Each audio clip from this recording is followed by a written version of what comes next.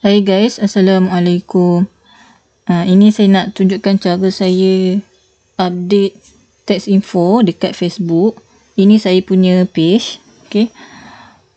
Mula-mula pergi dekat professional dashboard. Scroll bawah.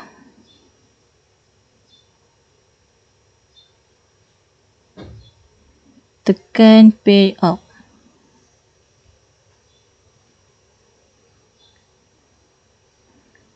Kemudian yang ini, atas ni pilih kamu punya account. Okay.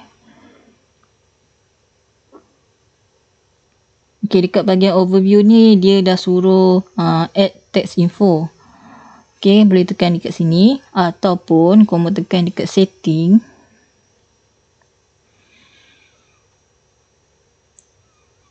Okay, dekat sini. Scroll bawah. Dekat sini ada text information.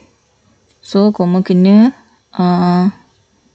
tambahlah dekat sini untuk update. Tekan tambah. Ini account profile saya lah. Okay. Saya akan tekan continue. Tekan continue.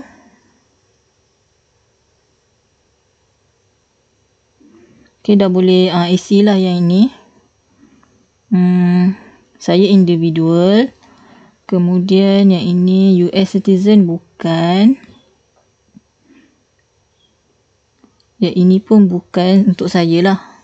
Okay. Kemudian tekan next.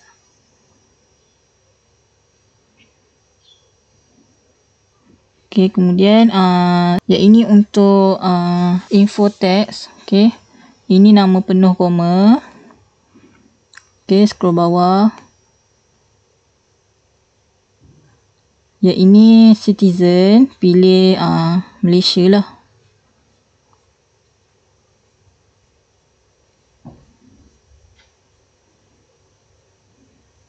Malaysia, lepas tu yang ini untuk, ini nombor teks LHDN koma.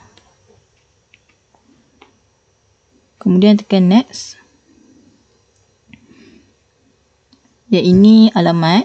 Okay. Saya dah pernah isi, so dia akan jadi macam ni. Okay. Siapa yang tak pernah isi, isilah. Kemudian tekan next.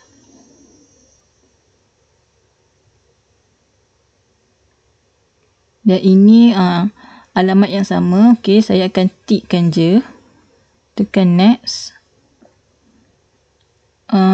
Provide additional detail relating to your service. Yang ini saya tak ada. Okay, kemudian tekan next. Okay, yang ini tax treaty. So, kita Malaysia tak ada ya. Kamu ambil je lah. Ni pilih negara. Kita negara Malaysia. Okay, yang ni. Okay. Nampak dekat sini? Okay, yang ini tekan next je. Yang ni tikkan. Okay, yang ini tikkan I certify. Kemudian yang ini masukkan nama penuh koma tadi. Kemudian tekan next. Yang ini kita review dulu. Okay. Okay, kemudian tekan submit form.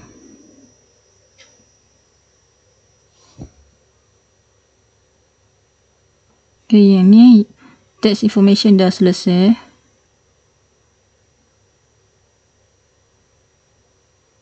Tekan done.